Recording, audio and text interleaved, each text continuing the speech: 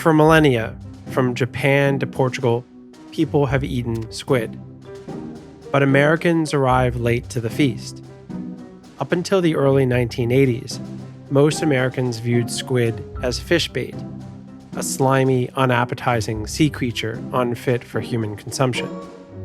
But in just a few years, the popularity of squid exploded in the US. It went from relative obscurity, served mostly in niche restaurants, predominantly in cities along the American East and West Coasts, to just 3 years later, becoming a wildly popular appetizer on the menus of hundreds of chain restaurants across the entire country. This was a rapid transformation, and it offers several important stories. What took place in the minds and tastes of the American consumer is a wondrous tale about the magic of marketing. Behind that, there's a parable about a conservation campaign gone awry and the perils of mass-produced food. And along the way, we also get a broader history lesson about China's emergence as the global superpower of seafood, operating the largest fishing fleet the world has ever known.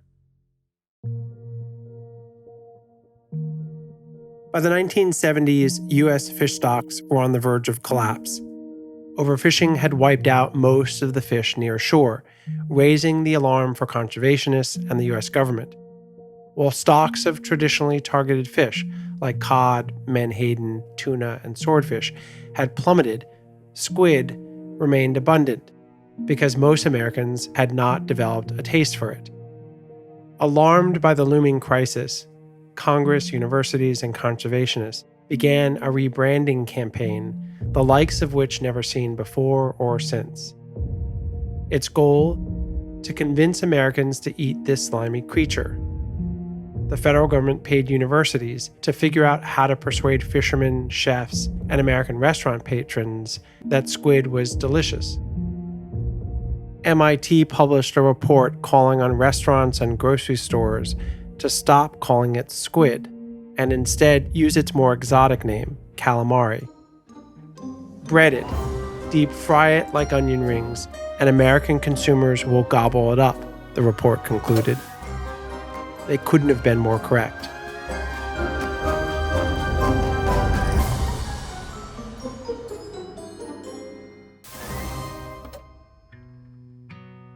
One hurdle standing in the way of squid going mainstream in the US was the time, difficulty, dirtiness, and cost of cleaning squid. In 1981, two engineering professors from the University of California, Davis, Paul Singh and colleague Daniel E. Brown, developed and patented the first automated squid cleaning machine. They were convinced that by automating this process, the cost of squid would go down and demand would go up. But the machine failed to sell in the US for two reasons, one small and one big. The small one was bad timing. That year, El Nino decimated squid landings off the California coast. The bigger factor, however, was China.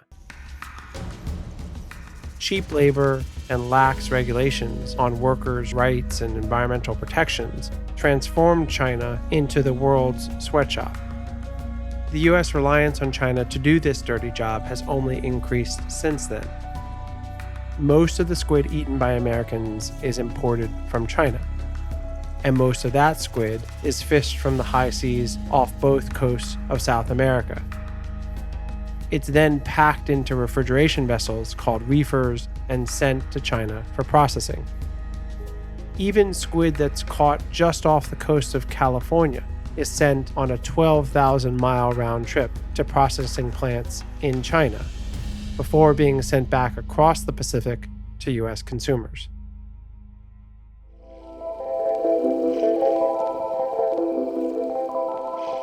As our oceans and marine life continue to be threatened by the climate crisis, squid are uniquely resistant to these threats. Ocean acidification, which is fast destroying many of the world's coral reefs, is meanwhile having limited effect on squid. Rising ocean temperatures from global warming are not killing off squid, but causing it to reproduce faster. Whereas most other fish stocks globally are crashing, squid numbers are going up. largely because overfishing has removed most squid predators like sharks, tuna, and whales. Compared to other animal protein sources, squid has a smaller carbon footprint, making it even more appealing to environmentally minded chefs and climate-conscious foodies. For these reasons, many experts point to squid as being a food for the future. But at what cost? Fishing is ranked as the deadliest job in the world, and by many measures, Chinese squid ships are widely viewed as the most brutal. They are ranked as the largest purveyor of illegal fishing in the world. Debt bondage, human trafficking, violence, preventable injuries, and death are common in this fleet. US and UN officials say that China's squid ships are more than any other type, the most prone to using forced labor. As the popularity of calamari grows, what toll will it have on the planet and to the people who do the work?